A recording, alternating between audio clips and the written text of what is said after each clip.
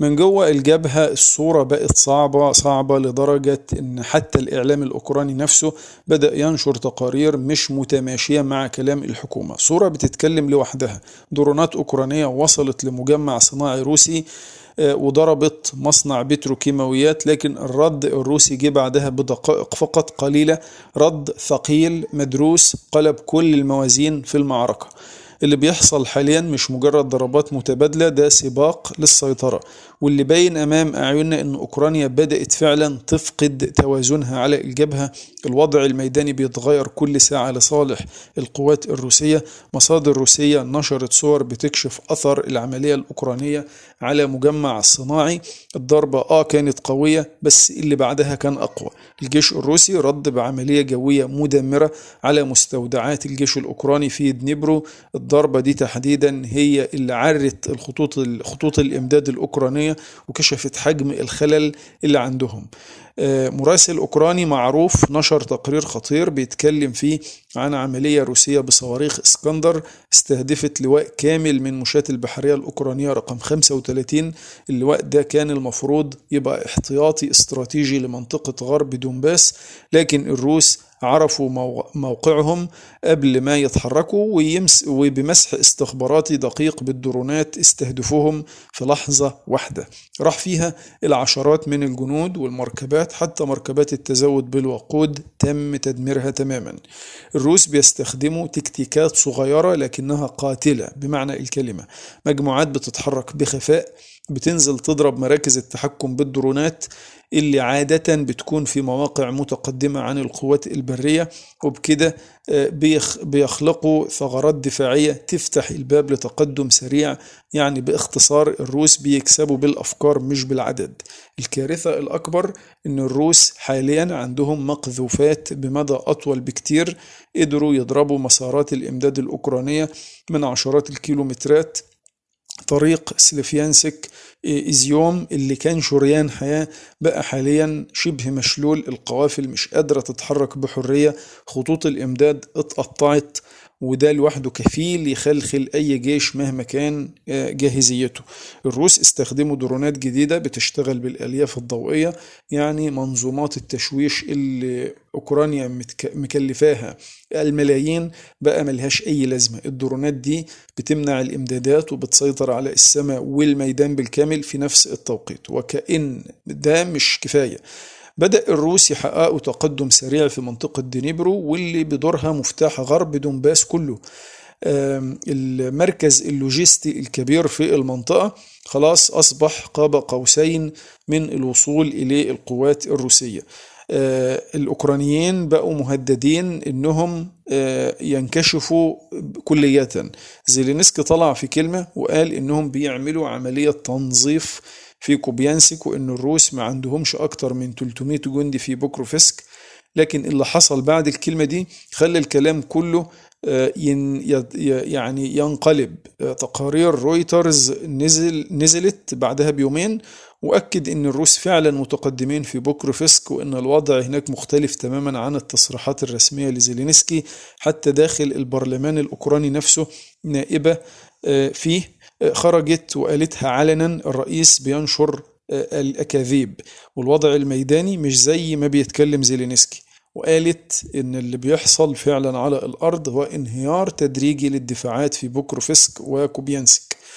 وبالخرائط الصورة أوضح: الجيش الروسي سيطر على المباني العالية في الشمال والشرق والجنوب، وده خلاهم ياخدوا تمركز استراتيجي رهيب. الدرونات الروسية بقت بتغطي مدينة بالكامل من فوق، وبيستخدموا المدينة دي في الرصد والاستهداف لحظة بلحظة. يعني أي محاولة أوكرانية للهجوم المضاد بتنضرب قبل ما بتبدأ، وأي إمدادات بتتحرك بتتقطع في الطريق. الروس فعليا سيطروا على العين اللي بتشوف من فوق الميدان، وده من أخطر ما يمكن إنه يحصل في حرب طويلة زي دي. الجيش الروسي قال في تقرير رسمي انه تم التصدي لكل موجات الهجوم الاوكراني المضاد في بوكروفسك وغرب كوبيانسك، بل وتم احباط محاولة انزال جو بالمروحيات بلاك هوك لقوات الكوماندوز الأوكرانية. يعني مش بس الدفاع بيتراجع، الهجوم نفسه بقى بينتهي قبل ما بيبدأ. المراسلين الروس اتكلموا إن كوبيانسك حاليا فيها حوالي 60 ألف جندي روسي، بينما زيلينسكي بيقول مفيش أكتر من 300 جندي. طبعا فرق رهيب بين الخطاب والواقع على الأرض. الانقسام جوه كييف واضح جدا. النواب بيكذبوا الرئيس، المراسلين بينشروا تقارير بتعارض الرواية الرسمية، الإعلام الغربي نفسه زي رويترز وبلومبرج بقى بيتكلم عن فقدان للسيطرة الميدانية.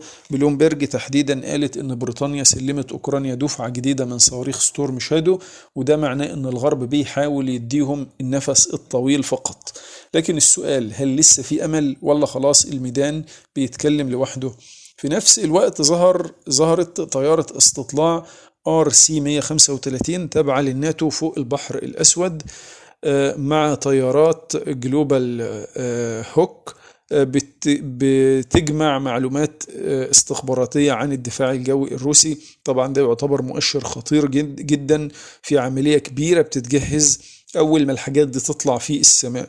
ممكن تشمل القرم وسوتشي، خصوصا أن الطيارات دي كانت قريبة من ميناء سفاستوبول، بس الروس ما استنوش، قاموا بضربة جوية دقيقة على مستودعات ذخيرة مركز في دنيبرو ودمروا مخزون كامل من الإمدادات الأوكرانية. الروس بيشتغلوا بعقل، بيضربوا خطوط الدعم قبل ما توصل الجبهة، يعني بيحرقوا الهجوم قبل ما يتولد. كل طرف حاليا بيحاول يوجع التاني في عمقه. أوكرانيا بتضرب مصانع ومجمعات صناعية روسية، وروسيا بترد بضرب اللوجستيات نفسها ومستودعات الذخيرة، والنتيجة واضحة، الروس ثابتين والأوكران بيتراجعوا وبيفقدوا السيطرة بالفعل. مكملين معاكم، لسه معانا أخبار نارية وخطيرة، لكن قبل ما نكمل دعم الفيديو باللايك والاشتراك. الأحداث خطيرة جدا ومدوية، ممكن تغير شكل المشهد كله، مش في أوكرانيا فقط لكن كمان في أوروبا وممكن في قارة آسيا بالكامل. في خبر ممكن يبان للبعض أنه عادي، بس في حقيقة الأمر هو نقطة تحول. الروس رصدوا منظومة باتريوت في منطقة دنيبرو بيتروفسك، واللي حصل بعدها كان زلزال عسكري بمعنى الكلمة. قبل ما ندخل في تفاصيل النقطة دي تحديدا، لازم نفكر ايه اللي يخلي الولايات المتحدة الأمريكية توافق انها تبعت منظومة زي دي في مكان حساس زي ده؟ هل الهدف فعلا حماية خطوط الإمداد الأوكرانية ولا في لعبة أكبر من كده؟ الجيش الروسي استخدم درونات استكشاف ومسح متطور، استطاع انه يحدد موقع المنظومة بالضبط، وبمجرد ما تأكدوا من الإحداثيات انطلقت صواريخ اسكندر الروسية علشان تضرب الهدف بشكل مباشر.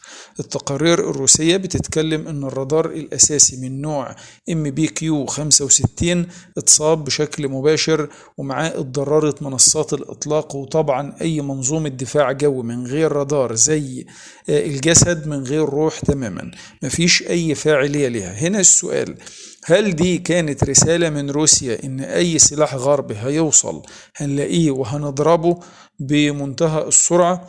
يا ريت تجاوبونا بالتعليق برأيك أسفل الفيديو. في محور بوكروفسك الوضع ازداد صعوبة على الجيش الأوكراني والتحالف الغربي بالكامل بقيادة الناتو. المسارات الرئيسية للإمداد اتقفلت تماما، وحتى الطرق الفرعية أصبحت تحت سيطرة الدرونات الروسية بشكل كامل.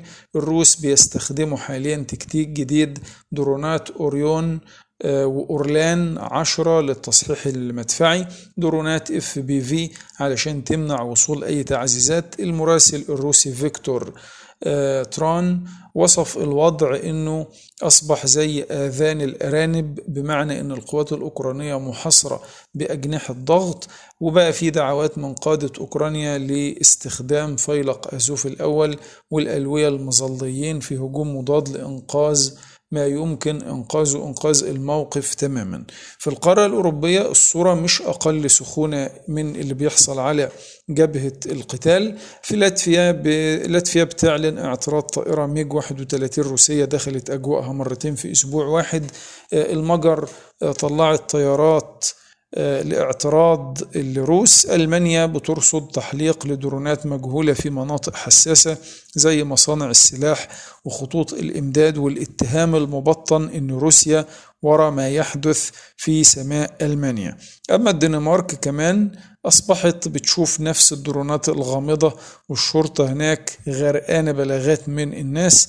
اللي بيحصل هنا معناه حاجة واحدة فقط: الروس عارفين يراقبوا كل خطوة بتتاخد لنقل السلاح لأوكرانيا، خصوصا طبعا في أوروبا الشرقية، وبيتعاملوا معاها قبل ما توصل للخطوط الأمامية. ولو وصلت للخطوط الأمامية ففور نزولها لأرض المعركة بيتم سحقها وإبادتها تماما. بيلاروسيا أعلنت بشكل رسمي نشر صواريخ أوريشنيك على أراضيها. وزير الخارجية اتكلم إن الهدف دفاعي فقط مش هجومي، لكن في الحقيقة دي ورقة ضغط قوية جدا على القارة الأوروبية. ولما نحط ده جنب كلام الجنرال الروسي كراتابوف إن في نشر سري لأسلحة أوروبية زي التايفون والرافال والإف 35 في بولندا، نعرف إن الساحة ماشية ناحية سباق تسلح جديد ومرحلة خطرة جدا أو في منتهى الخطورة بتدخلها أوروبا الشرقية بالكامل. الخارجية الروسية اتهمت أوكرانيا إنها بتحضر لعملية راية زائفة.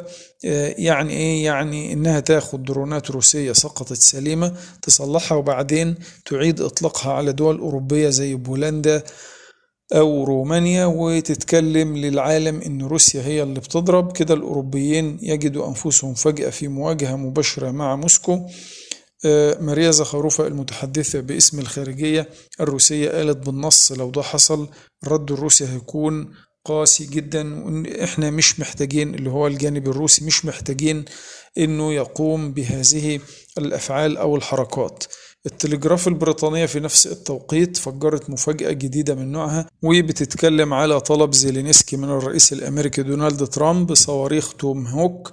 ودي مش صواريخ عادية، مداها بيصل ل 2000 كيلومتر ورأسها الحربي نص طن، ولو وصلت للأراضي الأوكرانية يبقى الروس في مرمى الضرب جوه أراضيهم. لكن هنا كل الغموض موجود. تقارير بتتكلم ان ترامب قال انه هيعمل على ذلك، وتقارير تانية زي اكسيوس اكدت انه رفض اكتر من مرة يسلم النوع ده تحديدا. ترامب عارف كويس ان الخطوة دي او الخطوة اللي زي دي معناها مواجهة شاملة مع روسيا، فهل هيغامر ولا هيفضل يسيب الاوروبيين يتورطوا اكتر وهو يحافظ على خط الرجعة؟ من أوكرانيا نروح لآسيا سريعا. واشنطن بوست نشرت تقرير أن روسيا بتساعد الصين في استعدادات غزو تايوان.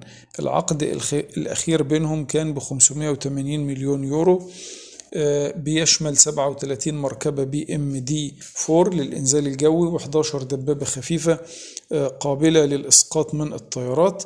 الأخطر من كده إن في تدريبات مشتركة بتتعمل حاليا في روسيا والصين علشان يجهزوا القوات الصينية على السيناريو ده.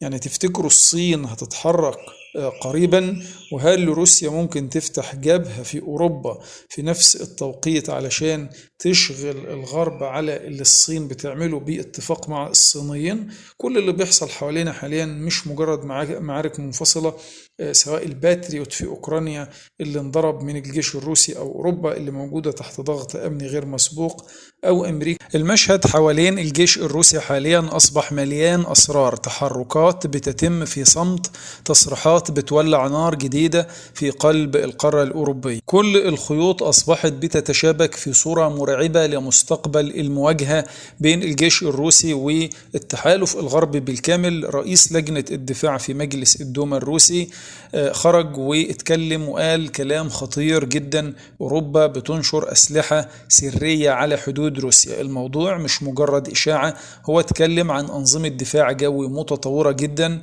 وطيارات بتوصل من بريطانيا ومن فرنسا ومن بولندا، بقت ساحة عبور للطيارات دي، سواء تايفون البريطانية أو رافال الفرنسية. يعني باختصار في بناء عسكري بيتم على نار هادية وفي سرية تامة. الموضوع ما وقفش عند هنا. تركيا كمان دخلت اللعبة وبدأت تنشر أنظمة رصد كهروبصرية متخصصة علشان تكشف الدرونات الروسية. غير كده في طيارات واكس تركية متقدمة جدا انضمت لمسرح الأحداث، ومعاها مقاتلات F-35 من دول أوروبية تانية. التحركات دي كلها الروس بيشوفوها إنها مش رد فعل بريء، لكن ده تحضير مسبق لمواجهة أكبر. بولندا قررت تزود المشهد نار. البرلمان هناك بيدرس بالفعل قانون انه يسمح باسقاط الطيارات الروسيه داخل الاراضي الاوكرانيه، مش بس في اجواء بولندا. خطوه زي دي لو اتنفذت على الارض هتتحول لنقطه اشتعال دراميه، لان روسيا صرحت اكتر من مره انها تعتبر ده تدخل مباشر في الحرب. والاخطر ان بولندا لو عملتها لوحدها من غير غطاء من الناتو مش هتستفيد من الماده الخامسه اللي بتضمن الحماية الجماعية. يعني ممكن تلاقي نفسها وجها لوجه أمام روسيا من غير دعم الحلف. لو ذهبنا إلى ألمانيا، وزير الدفاع هناك طلع النهاردة وقال كلام خطير جدا. قال إن روسيا بدأت فعلا إنها تنفذ عمليات فضائية ضد الغرب. الروس نشروا أقمار صناعية من نوع لوتش أولمب، مهمته تتبع تكنولوجيا الغرب وتعقب الأقمار العسكرية الغربية، وده نفس الأسلوب اللي الصين كمان بتشتغل عليه. يعني تخيلوا إحنا أمام جبهة جديدة من الحرب، مش على الأرض ولا في البحر، لكن فوق في الفضاء العالي. الأقمار دي مش بس عيون بتراقب، دي عندها قدرات تعمية، يعني تشويش. وصلت لتجهيزات ميكانيكية زي أذرع ممكن تجر الأقمار المنافسة وتغير مسارها أو تعطلها بشكل كامل. بعض الأنواع حتى مصممة للاصطدام المباشر بالأقمار الصناعية المعادية، وده مش خيال علمي، ده كلام رسمي من وزير الدفاع الألماني نفسه.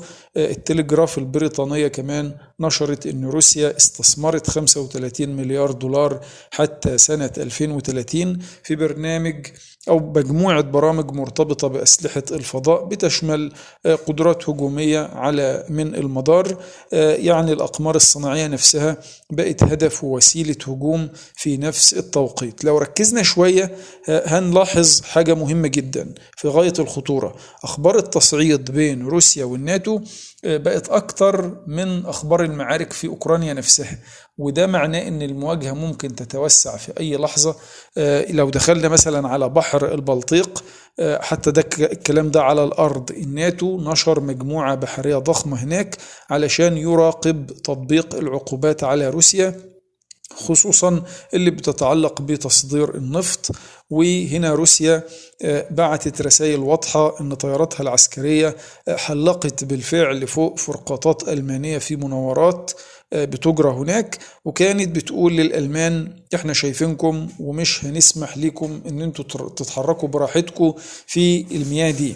اللي أخطر من كده تقارير كشفت أن الروس جهزوا أسطول الظل بتاعهم بدرونات هجومية محمولة على السفن نفسها، وده معناه أن أي محاولة لاعتراض سفينة روسية ممكن يتحول لهجوم مضاد بالدرونات داخل المياه في البحر.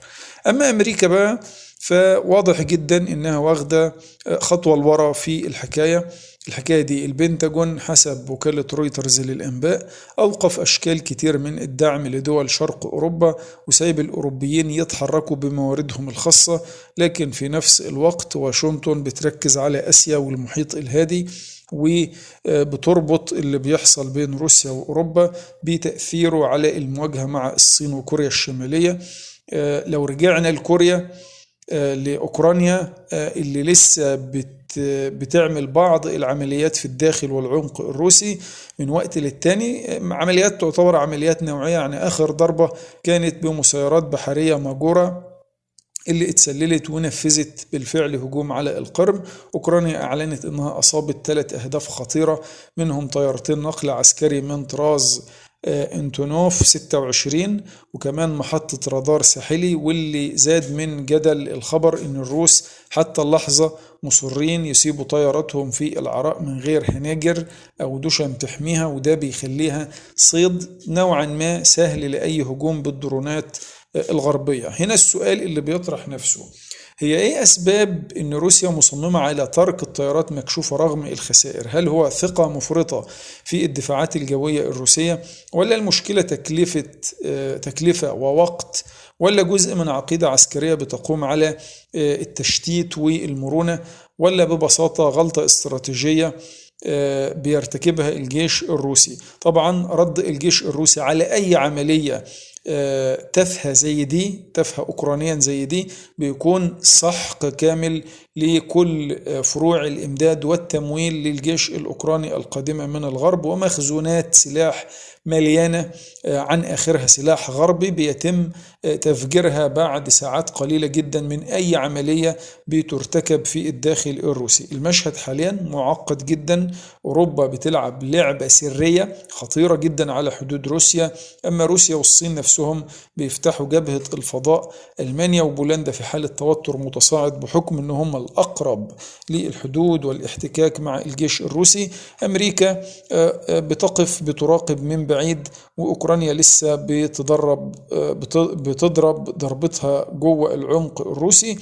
كل الخطوط كلها متشابكة في مسرح أكبر من مجرد حرب أوكرانيا. احنا أمام سياق كبير جدا بيبدأ على الأرض وبيمتد للبحر وبيطلع للفضاء، والسؤال اللي يفضل مفتوح: مين هيسبق التاني في هذا السباق؟ روسيا تسبق بالتكنولوجيا المتطورة الغرب، ولا الغرب يسبق ويظل منفردا في لعبة الفضاء؟